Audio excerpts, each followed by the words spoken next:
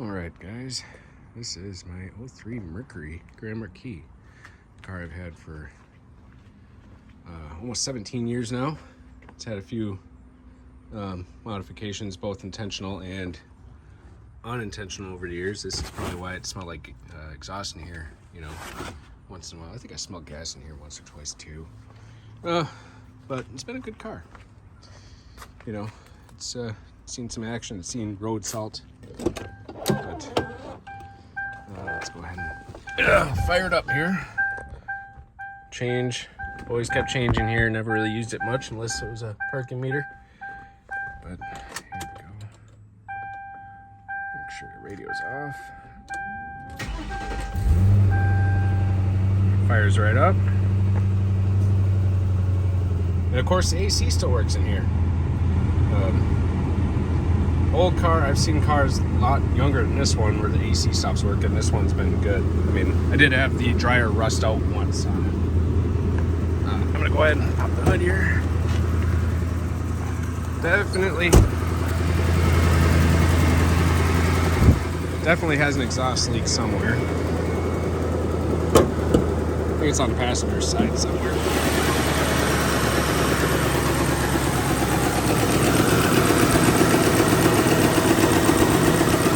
Somewhere down there, those manifolds don't look too healthy anymore. She did get a new intake. Was that last winter before last? It's quiet on this side at least. Of course, it's got the optional fire truck horn package that I'll probably end up removing and keeping.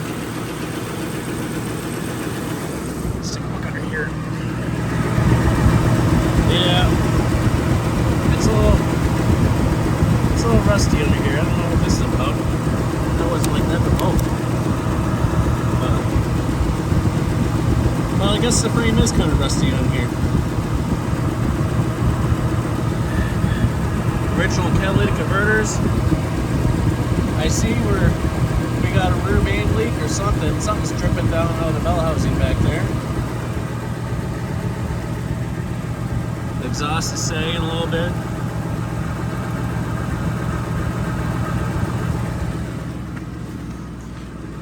And we'll take a look in here. Now, this whole running board deal is held on by hopes and dreams and prayers and whatnot.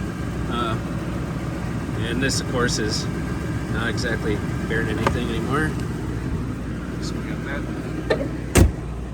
I think back here it looks a little bit worse, yeah.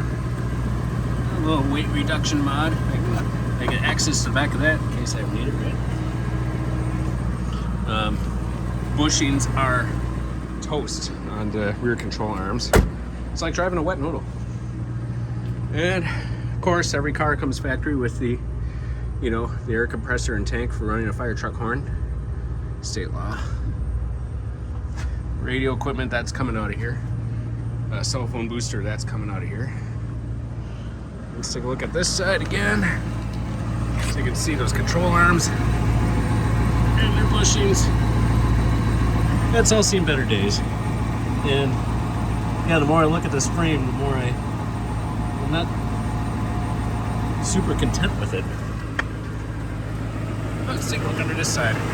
Optional ventilation hole right there. Let's see if this side's looking any better. Yeah. Kind of. Stuff falls off of it. It does look better than it did on the passenger side. Everything on this car is like it was under the ocean, even up under here. That's what road salt does to cars. That's why if you have a car you really like and you live in the Rust Belt, you do not drive it in the wintertime. So no matter how careful you are, it is gonna... Oh dang. We heard the engine running. The engine runs like a tick. Or runs like a top, not like a tick. Mild ticking when it's cold, the valve train, but it's been a good engine. It's had very consistent oil changes all of its life. 188,000 miles, and oil changes about every 3,000 miles. Synthetic oil too. Good stuff. And give it a couple revs so you can hear it.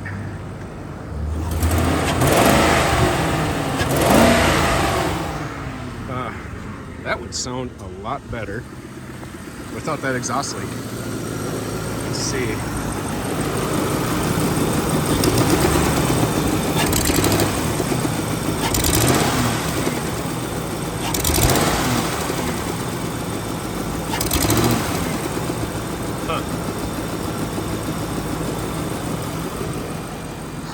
I just don't know.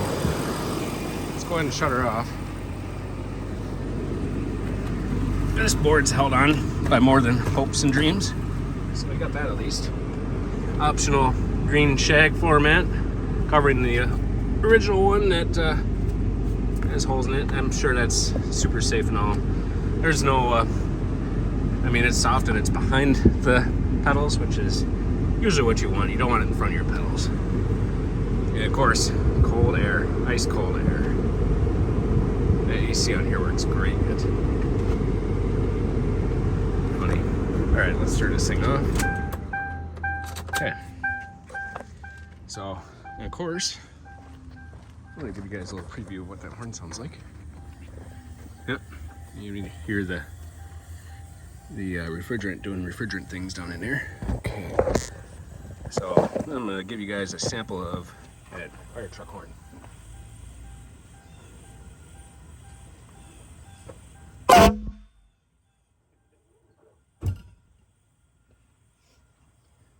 Just a short blast, because that thing is ridiculously loud. But no matter how ticked off you might be, something crazy happens on the road, someone cuts you off or whatever, you lay on the horn and then suddenly you're not ticked off anymore. It's actually kind of amusing. My custom wire harness I made for the horn, this is of course spliced into the factory horn wiring. The solenoid there. And let's take a look under here some more. I gotta see if this is a bigger issue than I thought.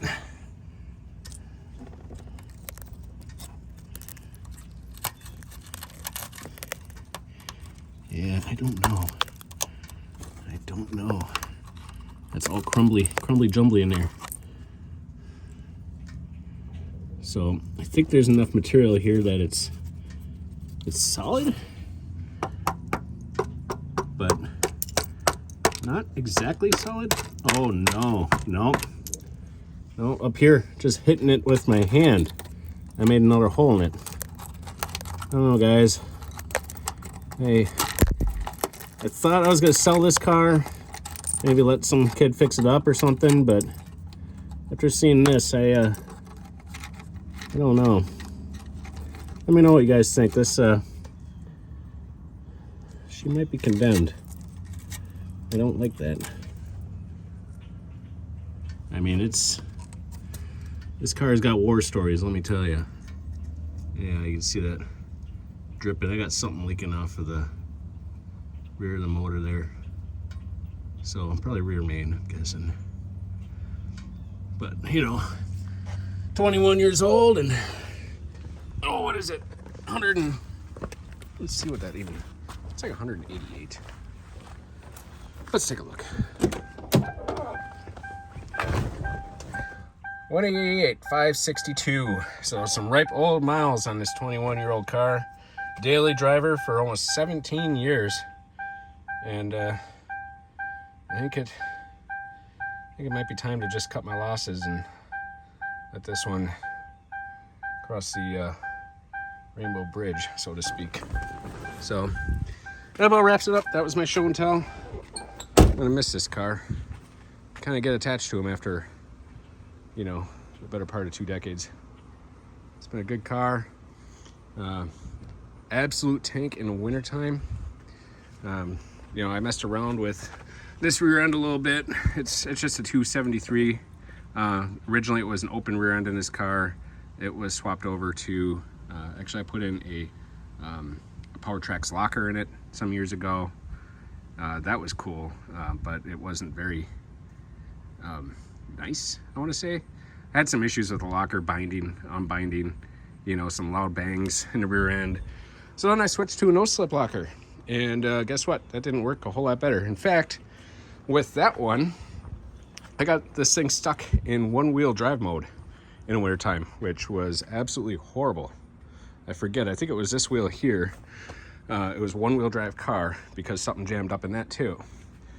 Ended up removing that, and then I finally just took the car in and said, you know what, let's swap this over to a limited slip. And the guy set me up 500 pounds of preload, which definitely made a difference in the wintertime. This thing was an absolute tank. Winter storm, no big deal. Even with the low ground clearance, this thing would be dragging through the snow, leaving a trail, and it would still keep going. And I gotta say, they don't make them like this anymore. So she's gonna be missed.